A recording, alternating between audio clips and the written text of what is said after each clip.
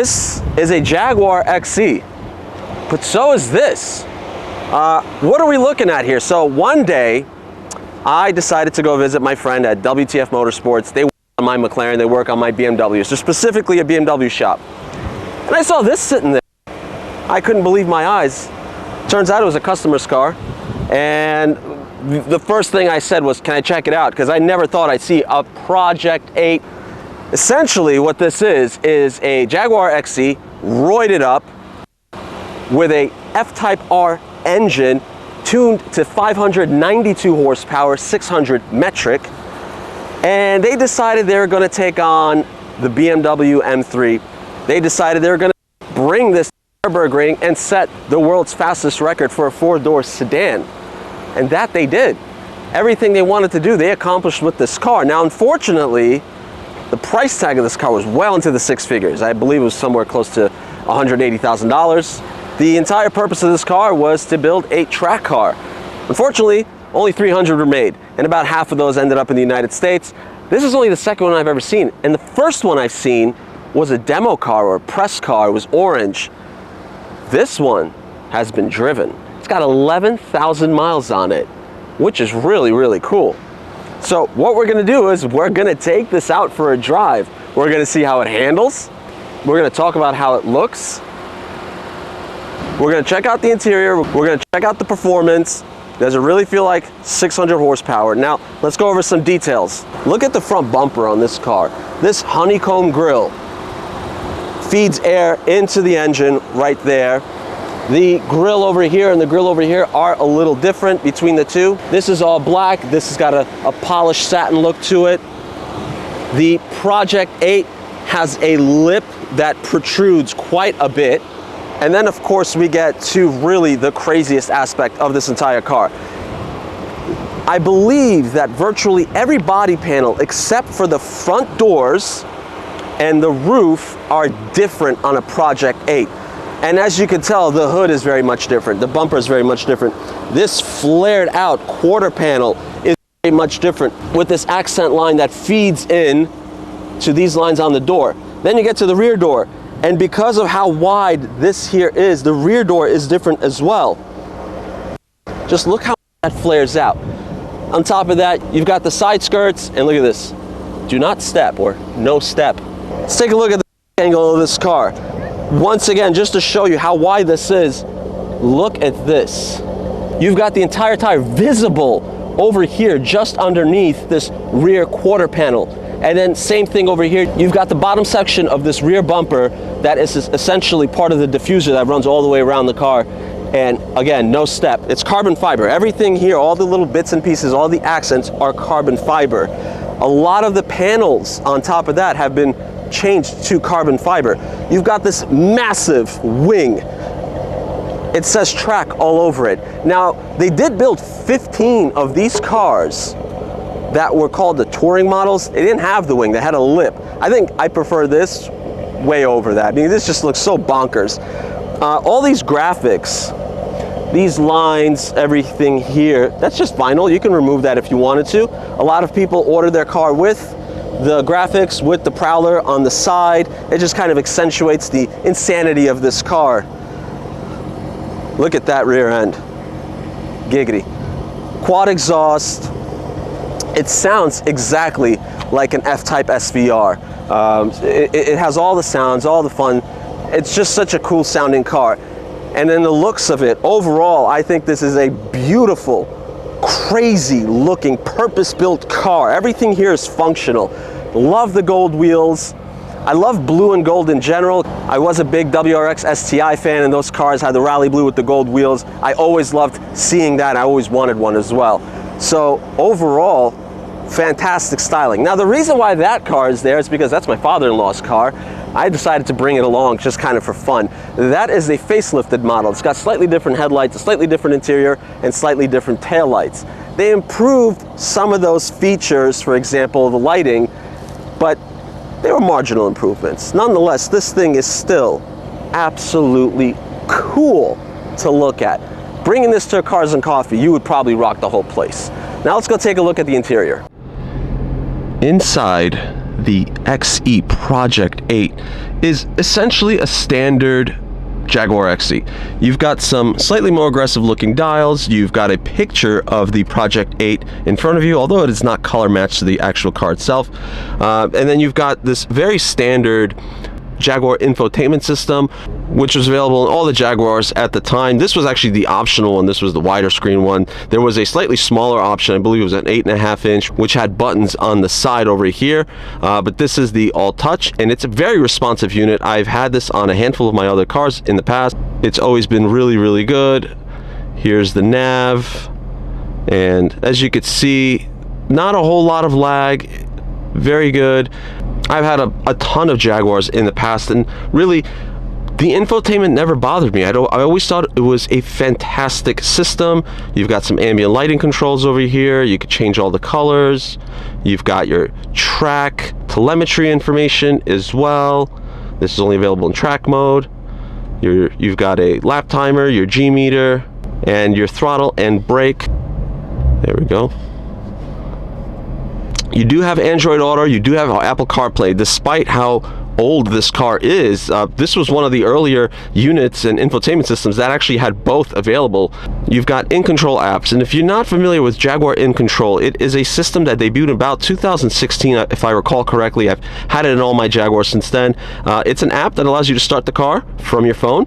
You can also regulate your AC from the car, so you can walk into a cool car on a hot day, or vice versa. You can track your car, you can unlock your car, you can check the status of your car's diagnostics. For example, if there's something wrong with the car, if the car needs servicing, etc., etc. It's a really, really nice app. Jaguar has been doing it for about 6 to 7 years now. I've always loved using it. But more importantly, you've got your gear shift lever over here. So instead of the traditional rotary knob that the XE at the time would have had, you have a gear shift lever from the Jaguar F-Type. You have this as well here. You can turn off your start-stop system. You can go into your dynamic or race mode. Actually, funny enough, by default, the car is always in dynamic mode. So there's, and if you want to, you can go into comfort mode, which is over here, or eco mode, which is all the way at the end. So you start off in dynamic, but you can also go into track mode. And as you do that, the dials over here change. So as you can see, everything starts to change with every function.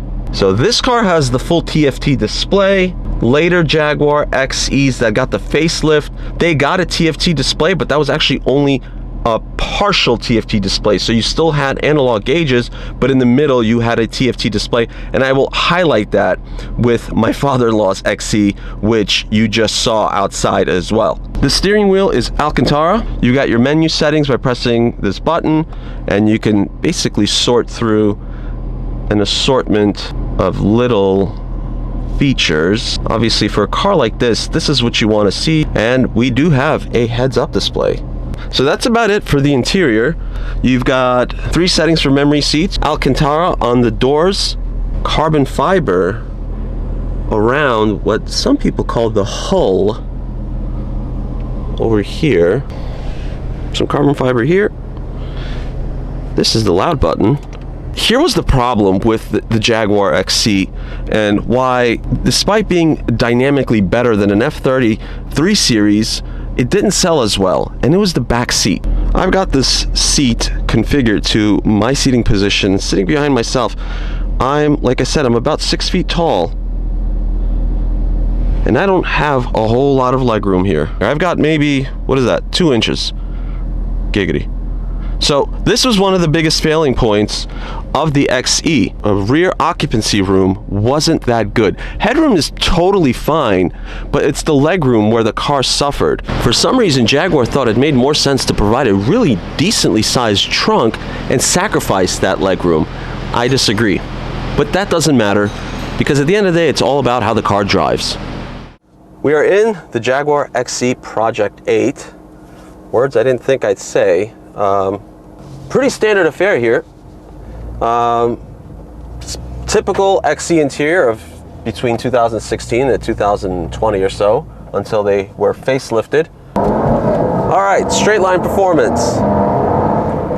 Let's open her up. So we're going about 50.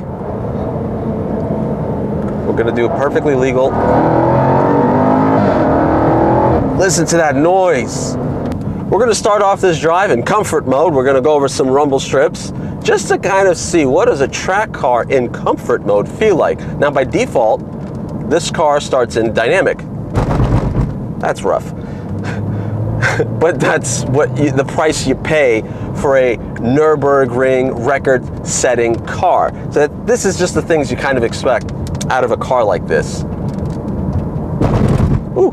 Now, we're going to go into dynamic mode. Now, when the XE first debuted, it won a lot of praise. It won a lot of awards. It was a critical darling, let's just put it that way. In a handful of tests, specifically with Motor Trend, this beat the F30 series 335. Now, the 335 of that era wasn't the best 3 Series BMW had built. In fact, it actually kind of softened the car up a little bit. The interior materials got a little more plasticky, but the dynamics of the F30 was where things started to fall apart, and the XE made up for all of that. Now, what I'm talking about is the XE S versus the 335. This, obviously, is a completely different animal, and for close to $200,000, it better be.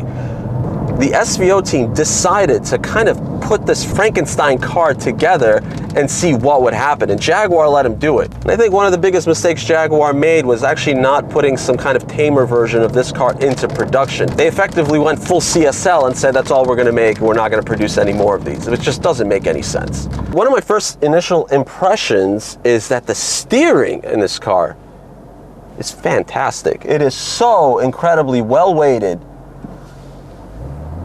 It's heavier than my old F-Type R, that's for sure. It's perfectly suited to the track nature of this chassis. It's extremely responsive. Every little movement and input I make translates to the motion of the car. So I'm of the opinion that the AJ3 5-liter is one of the greatest engines ever made. I think it's up there with some of the best stuff that somebody like BMW's made, or an LS, things of that nature. This engine has survived for so long. It debuted in 2009, first initially in its naturally aspirated form, and then really shortly after the supercharged version started coming out as well. And I have had numerous cars with this motor. I had an XF, I've had an XKR, XKRS, F-Type R, and an XJ. And so there's never been a dull moment with this engine. I think it's just a marvel of engineering. I think it sounds incredibly nice. In its lowest form, the supercharged 5-liter makes 450 horsepower, and that is currently available on the outgoing F-Type now. In its highest form, this is the highest output version. It makes close to 600 horsepower. And compared to my F-Type R, there is more high-end pull in this car than there was on my old F-Type R, which made 550 horsepower. So this is just tuned a little bit differently. There are options for you if you are the tuning type or the aftermarket kind of like I am. You can get these to about 670 horsepower with pulleys, with an additional ECU tune, and companies like Velocity AP are running 130 miles per hour in a quarter mile. So there's plenty more to be had. Speaking of which, performance figures. So 0 to 60, 3 seconds. Quarter mile, 11 at 123 miles per hour. Really, really quick car.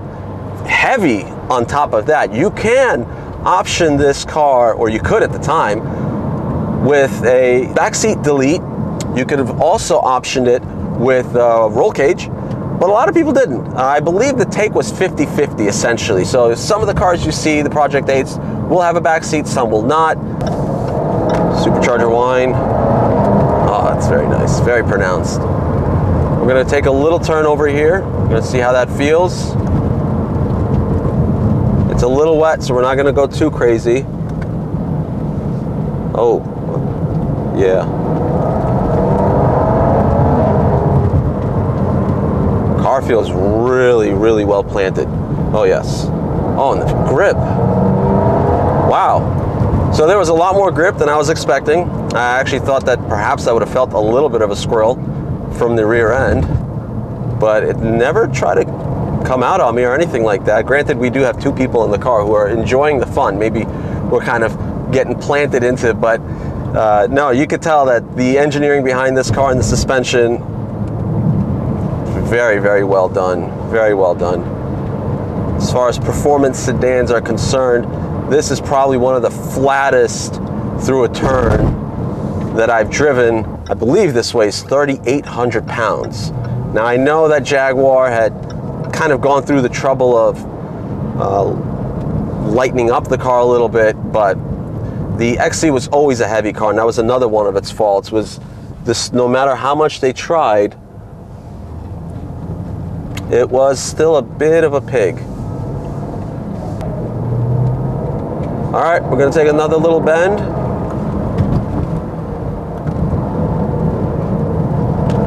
There we go. All right, another one, into another one.